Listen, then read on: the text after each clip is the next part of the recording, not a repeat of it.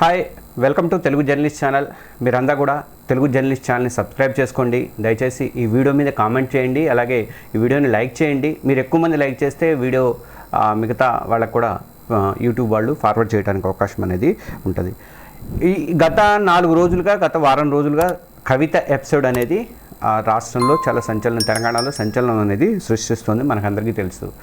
అయితే ఇప్పటిదాకా కూడా డాడీ మాట్లాడలేదేంటి అని చెప్పేసి చాలామందికి డౌట్ అనమాట. ఎందుకంటే నేను రాసినటువంటి లెటర్ని ఎప్పుడు డాడీ చించేస్తారు, కానీ ఈసారి బయటికి ఎలా వచ్చిందని చెప్పేసి కవిత డైరెక్ట్గానే ప్రశ్నించింది. చిట్చాడు పేరు మీద చెప్పి తిట్టకుండానే, అంటే పేరు చెప్పకుండానే అన్నని కేటీఆర్ని తిట్టుకుంటూ వచ్చింది. అటు కేసీఆర్ యొక్క నాయకత్వంలోనే పనిచేస్తాను, కేటీఆర్ అవసరం లేదు నాకు అన్నట్లుగా ఆమె మాట్లాడటము ఇవన్నీ జరుగుతున్నాయి. కానీ ఇక్కడ గమనించాల్సింది ఏంటంటే ఆమె వైఖరి ఎలా ఉందంటే ఎట్టి పరిస్థితుల్లో కూడా కేటీఆర్కి పదవి దక్కకూడదు, అంటే అధ్యక్ష పదవి అనేది దక్కకూడదు అనేది ఆమె ప్రయత్నంగా ఉంది. అయితే అపర చాణక్యుడు, తెలంగాణ చాణక్యుడుగా చెప్పుకున్నటువంటి కేసీఆర్ చాలా ప్రయత్నాలు, ఇలాంటివన్నీ చాలా చూశాడు. ఆయన డక్కామొక్కిలు తినొచ్చిన మనిషి కాబట్టి ఇప్పుడు నెక్స్ట్ ఏం చేయబోతున్నారన్నది ఇప్పుడు ఇక్కడ సంచలనంగా మారింది. ఇప్పుడు కేటీఆర్ అయితే ఊళ్ళో లేడు, ఆయన బయట విదేశాల్లో ఉన్నాడు కాబట్టి నో ప్రాబ్లం. ఆయన వచ్చిన తర్వాత ఏం చేస్తాడనేది, ఆయన వచ్చిన తర్వాత, ఆయన రాకముందే ఒక ప్లానింగ్ అనేది ఇక్కడ తయారు చేసుకుంటున్నట్టుగా మనకు అర్థమవుతుంది. హరీష్ రావు, ముఖ్యంగా హరీష్ రావు కేసీఆర్ తర్వాత, కేటీఆర్ తర్వాత కూడా హరీష్ రావుకి అంతే ప్రాధాన్యత. వాళ్ళిద్దరికీ కేటీఆర్కి ఎంత ప్రాధాన్యత ఉందో హరీష్ రావు కూడా పార్టీలో అంతే ప్రాధాన్యత ఉంది. అయితే ఇప్పుడు ఈ 2 రోజులు బట్టి కూడా ఆ కవిత మాట్లాడిన తర్వాత ఆయన హరీష్ రావుని పిలిచి మంతనాలు అయితే జరుపుతున్నారు. అయితే కవితకి చెక్ పెట్టడానికి ఇప్పుడు హరీష్ రావుని ముందుకు తెచ్చే అవకాశాలు ఎక్కువగా కనిపిస్తున్నాయని చెప్పేసి పొలిటికల్ సర్కిల్స్లో ఒక మాట అయితే వినిపిస్తుంది. ఇన్నాళ్ళు కేటీఆర్ కోసం అని చెప్పేసి, కేటీఆర్కి అధ్యక్ష పదవి ఇవ్వాలని చెప్పేసి హరీష్ రావుని పక్కన పెట్టాడు. కానీ హరీష్ రావుకి ఎన్ని అవకాశాలు వచ్చినా, ఎంతమంది ఆఫర్ చేసినా కూడా ఆయన బయటకు వెళ్లకుండా పార్టీని అంటుపెట్టుకుని కూర్చున్నాడు. తన మామని వదిలిపెట్టే పర్సెక్టే లేదని చెప్పేసి, తనకు ఎక్కడా విభేదాలు లేవని చెప్పి చెప్పుకుంటూ వస్తున్నాడు. అందుకనే ఇప్పుడు కవితకి చెక్ పెట్టాలంటే అటు కేటీఆర్కి పదవి ఇవ్వకుండా కీలక బాధ్యతలు, పార్టీకి సంబంధించినటువంటి కీలక బాధ్యతలన్నీ కూడా హరీష్ రావుకి అప్పచెప్పాలని చెప్పేసి కేసీఆర్ భావిస్తున్నట్టుగా ఒక వార్త అయితే మనకి అందుతుంది. ఇప్పుడు కేసీఆర్ కనుక ఆ డెసిషన్ తీసుకుంటే మాత్రం చాలా మంచి డెసిషన్ తీసుకున్నట్టే అవుతుంది. ఎందుకంటే ఆయనకు ఉన్నటువంటి మాస్ ఫాలోయింగ్ కేటీఆర్కి అయితే లేదు అనుకోవాలి. హరీష్ రావుకు ఉన్నటువంటి మాస్ ఫాలోయింగ్ కేటీఆర్కి అయితే లేదు, కాబట్టి అది ప్లస్ అవుతుందని అనుకోవాలి. ఇంకోటి ఏంటంటే కవితకు సంబంధించినటువంటి కూడా ఏం మాట్లాడొద్దని చెప్పేసి ఇప్పటికే ఇన్స్ట్రక్షన్స్ అయితే కేసీఆర్ ఇచ్చేశాడు.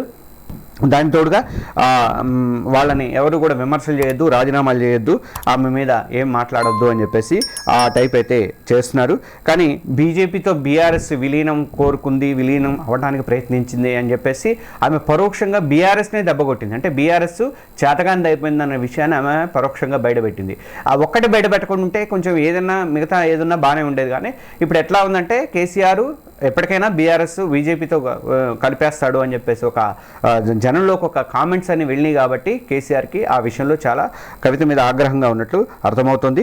కాబట్టి వీటన్నిటికి చెక్ పెట్టాలంటే హరీష్ రావుకి బాధ్యతలు ఇవ్వాలని చెప్పేసి ఆయన ప్రయత్నం అయితే చేస్తున్నారు. కానీ కేటీఆర్ తర్వాత హరీష్ రావు, కేసీఆర్ వీళ్ళ ఫోన్లు ఎవరికి కూడా కవిత లిఫ్ట్ చేయట్లేదు అని చెప్పేసి ఒక ప్రచారం అయితే జరుగుతుంది. ఎర్రవెల్లి ఫామ్ హౌస్లో సీనియర్ నేతతో కేసీఆర్తో భేటీ, హరీష్ రావు అయితే భేటీ అయ్యి ఈ యొక్క బాధ్యతలు అనేవి ఆయనకు అప్పచెప్తే ఎలా ఉంటుందన్నది అయితే ప్రచారం అయితే నడిచినట్టుగా జరుగుతుంది. ఎందుకంటే కేసీఆర్ ఏమో కాళేశ్వరం దానికి సంబంధించినటువంటి విచారణకు హాజరు కావాల్సింది, అటు కేటీఆర్ వచ్చేసరికి ఫార్ములా 1 రేస్కి సంబంధించినటువంటి విచారణకు హాజరు కావాల్సింది.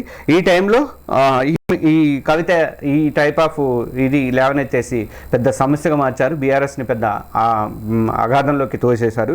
కాబట్టి ఈ టైంలో చక్కగా హరీష్ రావుని బాధ్యతలు అప్పగించి హరీష్ రావుకి బాధ్యతలు ఇస్తే ఈ యొక్క సమస్యకి మొత్తం కూడా పరిష్కారం లభిస్తుంది. అటు కవిత కూడా మాట్లాడే అవకాశం ఉండదు. అన్నకి వ్యతిరేకంగా ఇప్పటివరకు అయితే ప్రకటనలు చేసింది, కానీ హరీష్ రావుకి పరోక్షంగా అయితే ఆయన లేఖ లీక్ చేసిన వ్యవహారంలో హరీష్ రావు పాత్ర ఉందని ఆమె నమ్ముతుంది. సంతోష్ కానీ హరీష్ రావు కానీ కేటీఆర్ పాత్ర ఉందని నమ్ముతుంది తప్ప డైరెక్ట్గా హరీష్ రావు మీద అయితే ఇప్పటివరకు ఆరోపణలు అనేది చేయలేదు. కాబట్టి వీళ్ళందరికీ చెక్ పెట్టాలంటే హరీష్ రావుకి ముఖ్యమైనటువంటి పార్టీలో ముఖ్యమైనటువంటి పదవి ఇవ్వాలని చెప్పేసి ఒక ఆలోచన ఉన్నట్టు కూడా బయటికి వస్తుంది. ఇది నాకు సంబంధించినటువంటి మనకు అందిన సమాచారం బట్టి ఇచ్చినటువంటి విశ్లేషణ.